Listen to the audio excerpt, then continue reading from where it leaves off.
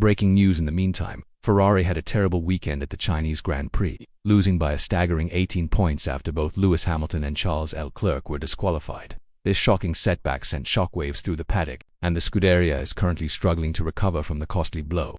Let's talk about it and stay tuned until the very end. In a dramatic shakeup ahead of the Japanese Grand Prix, Red Bull has officially confirmed that Yuki Tsunoda will replace Liam Lawson starting from the Japanese Grand Prix this weekend. Liam Lawson, who was drafted in as a replacement after Sergio Perez's unexpected departure earlier this season, has had a difficult start to his Red Bull career, despite high expectations following his impressive stand-in performances for Alfa. In 2023, Lawson has struggled to extract the maximum potential from the RB21. The young Kiwi's performance was evident from the outset as he failed to progress beyond Q1 in both the Australian and Chinese Grand Prix. His lackluster qualifying sessions left him mired in the midfield, limiting his ability to make an impact on race day, while strategic gambles like a pitlane start in China were used to lessen his struggles. Red Bull Racing has officially announced that Yuki Tsunoda will replace Lawson in the second RB21, marking an abrupt end to the Kiwi's brief tenure with the senior team. In the end, Lawson placed a fast sixth in Shanghai and was unable to contend for any points. We decided on a different setup for the car that makes it easier to drive.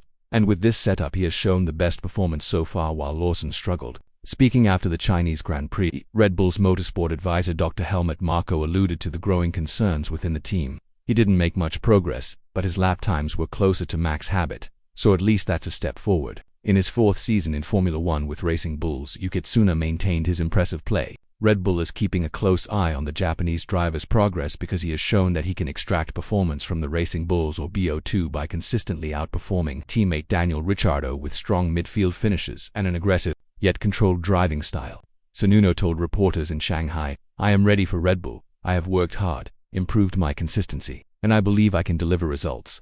He made no secret of his desire to join the senior team. When asked if the team had thought about giving Lawson more time to adjust, given the infamously steep learning curve of the RB21, Red Bull team principal Christian left little room for doubt. His promotion is not only a recognition of his strong form but also a calculated move by Red Bull, as Suzuka is his home race and a prime opportunity to rally Japanese fan support. Liam is aware that he is a fighter, but if we want to compete for the Constructors' Championship, we need both cars to deliver. Marko, in the meantime, stayed cool about the decision before the official announcement, but his remarks after China suggested that changes were coming. "We are considering all of our options. Formula One is a results-driven business. Red Bull is lagging behind a resurgent Ferrari in the constructor rankings, therefore we need both cars to be competitive. It's more important than ever for Lawson to have a trustworthy backup driver to accompany Max Verstappen." When questioned about Tsunoda's confidence in taking his position, the sudden emotion is a tough pill to chew. While he is still in Red Bull's driver pool, his future there is now uncertain as there is no immediate seat available at Racing Bulls. Tsunoda's promotion marks a significant shift in Red Bull's approach to its driver lineup, with Verstappen locked in as the team's lead driver. Lawson responded, "I can say whatever I want. I have raced him for years, defeating him in junior categories and even in Formula One. Tsunoda now gets a fantastic chance to demonstrate his abilities at the greatest level." However, the 2025 Formula One Chinese Grand Prix took an unexpected turn when Alpine's Pierre Gasly and Ferrari's Charles Leclerc were disqualified by violating technological regulations. After both drivers' vehicles were determined to be under the minimum weight limit, the shocking decision was made.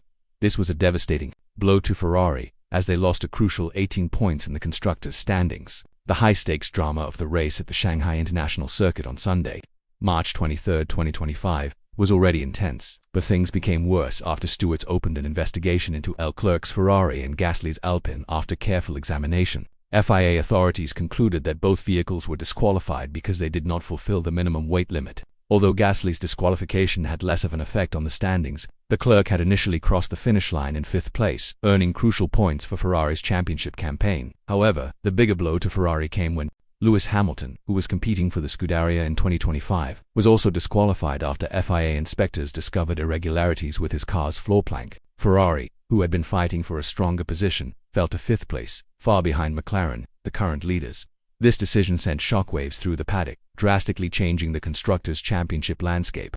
The team is under tremendous pressure as the season goes on. According to FIA's technical delegate Joe Bauer, post-race inspections showed that Leclerc's Ferrari weighed 799 kilograms, 1 kilogram less than the required minimum.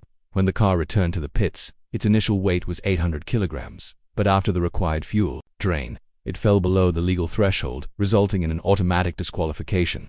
A similar problem was found with Gasly's Alpine, which also fell below the weight limit. In Hamilton's case, the FIA's investigation found that the floor plank on his car measured between 8.5 and 8.6 millimeters in thickness, failing to meet the required 9 millimeters minimum. The wear on the plank suggested excessive contact with the track surface, potentially giving an aerodynamic advantage. Consequently, this significant loss overshadowed Hamilton's triumph in the sprint race earlier in the weekend. Ferrari is in a precarious position and will have to regroup before the next round, with rivals like Red Bull and McLaren taking advantage of their misfortune.